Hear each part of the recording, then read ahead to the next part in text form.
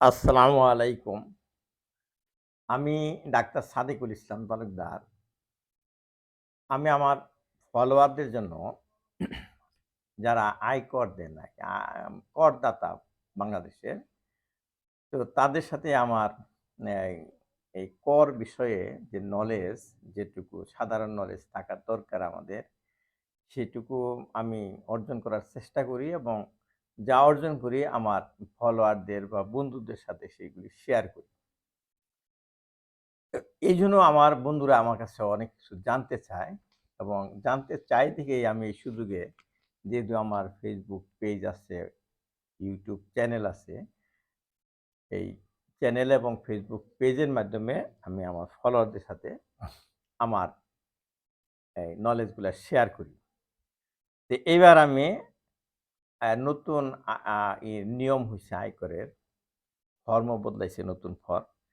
তো সেটা সহজে বোঝার জন্য এবং সেটা ফিল আপ করার জন্য আমি কয়েকটা ভিডিও দিয়েছি। ৬ টা ভিডিও দিয়েছি আমি। ৬ টা পর্ব হয়ে গেছে। আজকে হলো ৭ম পর্ব। তো ওখানেও একটা জিনিস ব্যবহার করছি যে আমি নিজে অ্যা Microsoft Excel ফাইল তৈরি করছি। ওই ফর্মের আদলে আরকি। যাতে আমাকে কোনো ক্যালকুলেটর ব্যবহার না করতে হয়। জাস্ট আমি অঙ্কগুলা বসাই যাব আর অটোমেটিক ক্যালকুলেশন হবে। আয় নির্ণয়, আয় তারপরে আয়ের উপর যে কর সেটা নির্ণয়, সম্পদ বিবরণী সেটা। সেটা আমার বন্ধুরা চেয়েছে যে আমাদেরকেও দেন। আমি করছি কি আমি যারা আমার কাছে রিকোয়েস্ট পাঠায়, ইমেইল করে আমার ইমেইল ইয়েতেই থাকে আমার ডেসক্রিপশন বক্সে আমার ইমেইল অ্যাড্রেস দেওয়া থাকে। ওই ওই ইমেইলে যারা রিকোয়েস্ট পাঠায় অথবা ওই কমেন্ট বক্সে একটা ইমেইল দেয়, অ্যাড্রেস দেয়, তাহলে আমি তাদের জন্য ওটা পাঠিয়ে দিই আরকি। আর যারা শেয়ার করেন আমার ভিডিও, তাদের প্রতি আমি খুশি হই। খুশি হয়ে খুব তাড়াতাড়ি শেয়ার করি সেটা। আমি আপনাদের জন্য উম পরিশ্রম করতে পারলাম। আমার জন্য আপনারা কিছু পরিশ্রম করতে পারবেন না? সেই আরকি। যাই হোক না শেয়ার না করলেও আপনি দিন। আপনি রিকোয়েস্ট পাঠান অসুবিধা নেই। তো আজকে গতকাল একজন আমাকে একটা প্রবলেমের কথা জানাইছে যে তিনি সরকারি চাকরি করেন, তার আয় আছে। এখন কিছু তার তার ওয়াইফ আবার চাকরি করে না। মানে সরকারি চাকরি করে না বা তার ইনকাম ট্যাক্স ফাইল নাই তার। টিন নাই তার।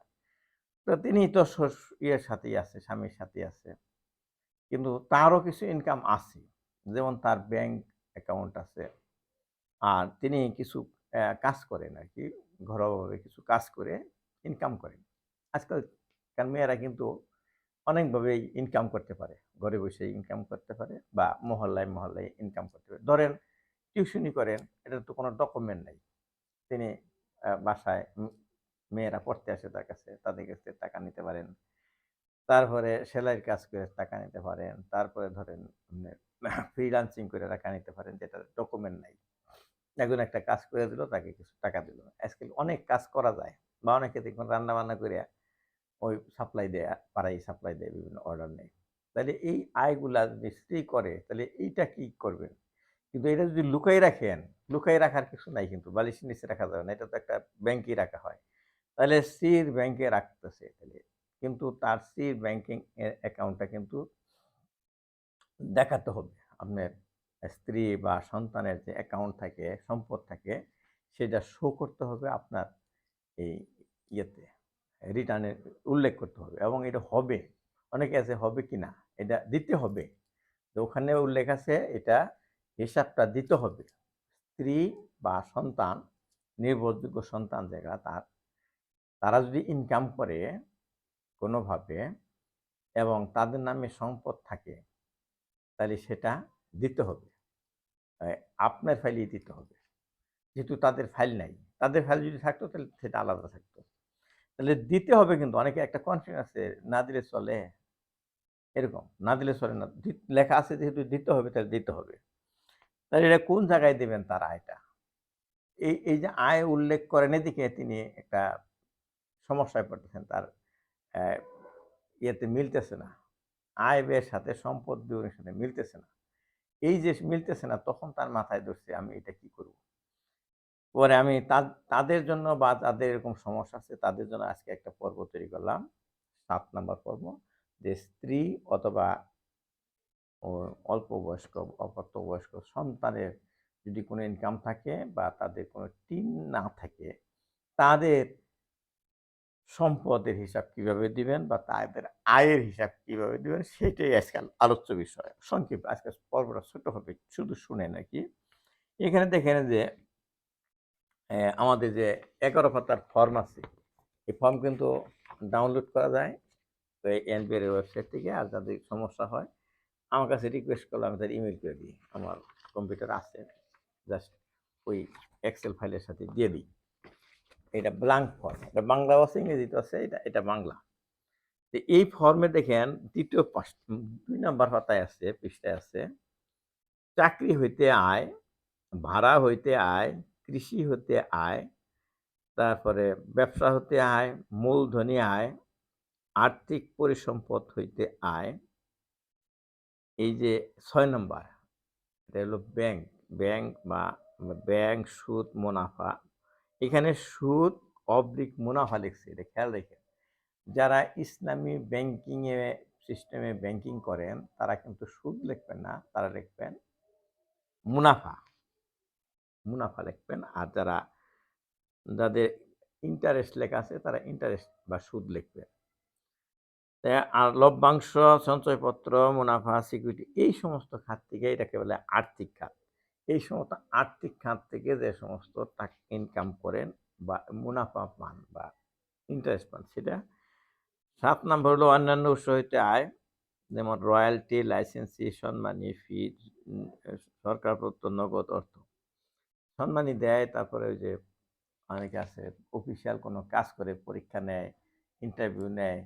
এই যে সম্মানীগুলো পায় আরকি, এগুলি এখানে। ওটা বেতনের মধ্যে নাই। ওটা বেতন ছাড়াও কিন্তু সরকারি অফিসাররা একটা ওয়ার্কশপ করে টাকা পান, বিভিন্নভাবে টাকা, সেটাও যে আ অন্যান্য উৎস হইতে যেটা ৭ নাম্বার সম্মানী, ফি, সরকার প্রদত্ত ভর্তুকি এগুলি। তারপরে ৮ নাম্বার হলো ফার্ম বা ব্যক্তি সঙ্গের আয়ের অংশ। ৯ নম্বরের কথা বলতেছি, যেটা আজকের আলোচ্য বিষয়, সেটা হলো অপ্রাপ্ত বয়স্ক সন্তান। প্রাপ্তবয়স্ক হয় নাই বা ওই ১৮ বছর হয় নাই, কিন্তু সে ইনকাম করতে পারে। আজকে কিন্তু অনেক ছোট, ছোট পোলাপান ইনকাম করে। অনেক অনেক পুরস্কার পায়। কয়েক হাজার টাকা পুরস্কার পাইছে একটা ইয়ের। সে টাকাটা কই রাখবেন? সেটা তো এক জায়গায় রাখবেন। সেটা আপনার হিসাবেই থাকুক। নাম থাকুক ছেলের, আপনার হিসেবে থাকবে। তারপরে অনেকে আছে ফ্রিল্যান্সিং করে টাকা পায়। এক এক এ আমি একটা দেখলাম, ভিডিও দেখলাম। ক্লাস 10 এ পড়ে, সে তো অপ্রাপ্ত বয়স। সে ১ মাসেই ৳৫,০০,০০০ ইনকাম করছে। তাহলে এটা দেখাতে হবে না? এই আয়টা দেখাইতে হবে। এরকম আ তারপরে স্ত্রী তো প্রাপ্তবয়স্কই। অথবা তিনি যদি মহিলা হন তাহলে তার স্বামী। স্বামী ইনকা এ ই নাই, ৩ নাম্বার নাই তার বেলায়। তার আয় যেটা হবে সে কি দিয়ে আয় করে? ওই যে বললাম ফ্রিল্যান্সিং করে আয় করতে পারে, রান্না-বান্না করে আয় করতে পারে, ব্যবসা করে আয় করে, এরকম করেন আরকি। সে আয়টা এখানে বসবে। তার নামে যে একটা ব্যাংক অ্যাকাউন্ট আছে বা ডিপিএস আছে বা এই জাতীয় কিছু আছে, সেই লাভটাও এইখানে হবে। তাইলে এই যে এই ৯ নাম্বার করে এই ফ্যামিলি যারা আছে ইনকাম, তাদের অত ৩ নাম্বার নাই। তাদের আয়টা আপনার আয়ের সাথে যুক্ত করতে হবে। যখন তিনি আলাদা হয়ে যাবেন, তখন না হয় তাকে তার ৩ নাম্বার যেটা খোলা হইল নতুন ফাইল, সেই সম্পদে তার ভাগ চলে যাবে তখন। লেখা থাকবে যে এই আ ফ্যামিলি হইতে প্রাপ্ত এরকম বা ইনহেরিট্যান্স এরকম। এখন এই ৯ নাম্বার আরো আছে ১০ নম্বর বিদেশে উদ্ভূত আ করযোগ্য আয়। বিদেশি আয় অনেকে রেমিটেন্স পাঠাইতে করযোগ্য না কিন্তু। করযোগ্য আয় যদি কেউ করে তাহলে সেটা। তো এইজন্য ২ নম্বরের ৯ নাম্বার হলো ওই অপ্রাপ্ত বয়স্ক সন্তান, স্ত্রী বা স্বামীর ইনকাম এইখানে যোগ করবেন। একবারে যত টাকা হয়েছে ব্যাংক থেকে পাইলেও সুদ পাইলেও হোক, তারপরে টিউশনি করে হোক, অন্যভাবে পাইলে একবার এখানে লিখবেন। তাহলে দেখবেন যে আপনার সম্পদ বিবরণী দিতে সহজ হবে। তো এখন এই যে স্ত্রী সন্তানের আরেকটা ব্যাপার আছে, সেটা সম্পদ বিবরণীতে, সেখানে ওই তাদের দরকার আছে সম্পদ বিবরণী। সম্পদ বিবরণীতে দেখেন এই এটা লিখতে হবে। সম্পদ বিবরণীতে লিখতে হবে যে আগত এই যে সম্পদ দায়, যেটা হলো ৯ নম্বর পেজে। ৯ নম্বর পেজে কিন্তু সম্পদ বিবরণী। এখানে এই যেগুলা খাত দেখতেছেন, এটা যদি আপনার খাত ছাড়াও যদি এই আপনার স্ত্রীর খাতেও থাকে, সেটাও এর সাথে যোগ করবেন। ১০ নাম্বার পাতায় আসেন। ১০ নাম্বার পাতায় এই চ, চতে দেখেন অন্যগুলাতেও থাকলে হবে, কিন্তু এটাতে সাধারণত থাকে এই আর্থিক সম্পদ। এই আর্থিক সম্পদের মধ্যে সন্তানের ব্যাংক অ্যাকাউন্ট থাকে, স্ত্রীর ব্যাংক অ্যাকাউন্ট থাকে, এইটা এখানে ইনক্লুড করবেন। কিন্তু এখানে আর্থিক সম্পদ কিন্তু এখানে ভাগ করা আছে। প্রথম যখন আয় দেখাইবেন তাহলে একবারে দিয়ে দিলেন, স্লিপটা দিলেন। কিন্তু যখন আপনি আর্থিক সম্পদ দেখাবেন তখন কিন্তু ভেঙে ভেঙে দিতে হয়। দেখেন শরিয়তে আছে share, debenture, bond, security unit এগুলি। তারপর এটা আছে সঞ্চয়পত্র অথবা ডিপিএস, ঋণ প্রদান এগুলি। তো এখন ওই অনেকে আবার ডিপিএস বা সঞ্চয়পত্র এগুলি আবার ওই সেভিং ব্যাংকের সাথে একাত্ম করে ফেলেন। তো ওইটা কিন্তু আলাদা। সেটা দেখেন সেটা হলো এই নাম্বারে যে ব্যবসা বহির্ভূত নগদ অর্থ ও তহবিল। ব্যবসা ছাড়া ওগুলা ব্যবসার আর্থিক সম্পদের মধ্যে ওগুলো যাকে বলা হলো শেয়ার, ডিপিএস, ঋণ প্রদান, সঞ্চয়ী বা মেয়াদি ফিক্সড ডিপোজিট, যেগুলা এগুলা এগুলা এগুলা আর্থিক সম্পদ, এগুলো ব্যবসার মধ্যে ফেলছে নাকি। তো ওখানে অর্থ লাগানো হয়েছে, টাকা লাগানো হয়েছে, ওখান থেকে আমরা লাভ পান সেটা। কিন্তু যেটা সেভিং ব্যাংক অ্যাকাউন্ট, এটা কিন্তু অর্থ লাগানো হয় না, এটা আপনার দৈনন্দিন খরচ করার জন্য ব্যবহার করেন। এই জন্য এটা নাম্বারে আসবে। ধরুন আপনার সেভিং ব্যাংক অ্যাকাউন্ট আছে, আপনার আছে, আপনার স্ত্রী আছে, আপনার সন্তানের আছে, কলেজে পড়েছে, তার অ্যাকাউন্ট আছে, এইগুলি এই নাম্বারে ব্যাংকে গচ্ছিত অর্থ। এটা এই ব্যাংকে গচ্ছিত অর্থ কিন্তু ওই ডিপিএস, ফিক্সড ডিপোজিট ওগুলি না, এটা হলো শুধু সেভিং ব্যাংকের। তারপরে এই আন্ডারে আবার সরিয়া রশি এরকম আছে।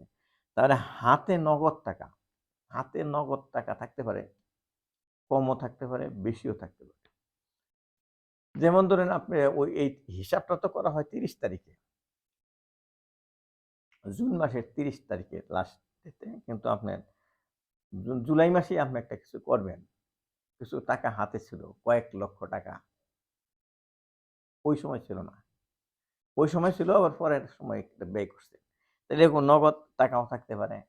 এই নগদ টাকা আর ব্যাংকে গচ্ছিত টাকা, এটা হলো নাম্বার। তাহলে এটা আপনারও হইতে পারে, আপনার ওয়াইফেরও হইতে পারে। এই যে সেভিং ব্যাংক অ্যাকাউন্ট নাম্বারে। তাহলে ব্যাংকের টাকা কিন্তু ২ জায়গায়, একটা আছে নাম্বারে আর একটা আছে নাম্বারে। নাম্বারে হবে সেগুলি ফিক্সড ডিপোজিট, ডিপিএস, সঞ্চয়পত্র, তারপরে ওই শেয়ার এইগুলি। হ্যাঁ, ফিক্সড ডিপোজিট কিন্তু ওখানে। এই জায়গায় আলাদা আলাদা করে লিখতে হবে। সোজা কথা, আপনার ফ্যামিলিতে যত ইনকাম হচ্ছে যে মেম্বারের মাধ্যমে, সেটা আপনার দিনে হবে। এক সময় যদি তাদেরকে আলাদা ইনকাম বেশি হয়ে যায়, ট্যাক্স মানে সে স্লটের মধ্যে পড়ে যায়, মিনিমাম যে ইনকাম হলে তার ট্যাক্স দিতে হয়, তখন সে একটা টিন খুলবে। টিন খোলার পরে তার প্রাথমিকভাবে তার সম্পদ থাকবে, যেটা আপনার কাছ থেকে সে ভাগে পাবে, যে এই সম্পদ আমার ছিল, এরা তোমাকে দিয়ে দিলাম, ওটা এর মাধ্যমেই হবে। অফিসিয়াল মাধ্যমে হবে, তখন আপনার সম্পদ কমে যাবে। তো এইটুকুই আমার বলার ছিল যে, স্ত্রী বা অপ্রাপ্তবয়স্ক সন্তানের যে ইনকাম থাকে সেটা কি করব? সেটা কি করব সোজা কথা সেটা ইনক্লুড করতে হবে।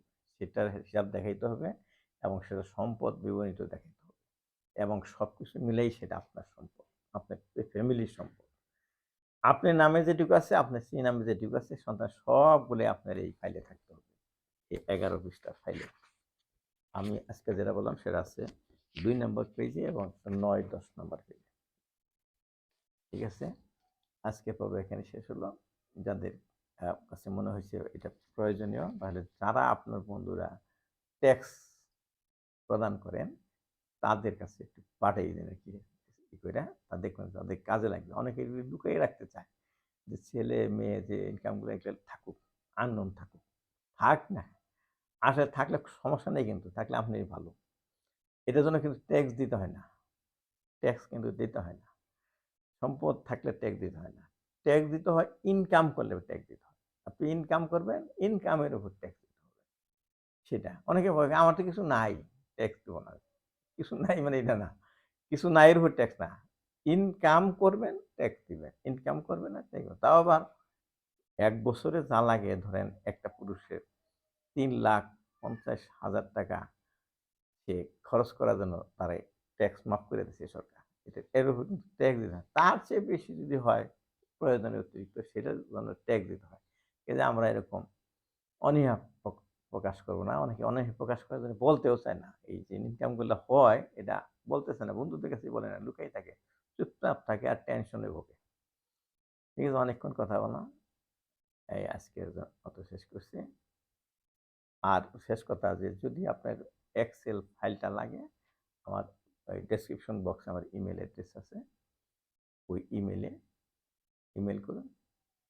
বানানটা সহজ আছে। সাদিকুল আমার যে চ্যানেলের নাম SADEQUEL @yahoo.com এখানে রিকোয়েস্ট করলে আমি পাঠাই দেব। ধন্যবাদ। আল্লাহ হাফেজ।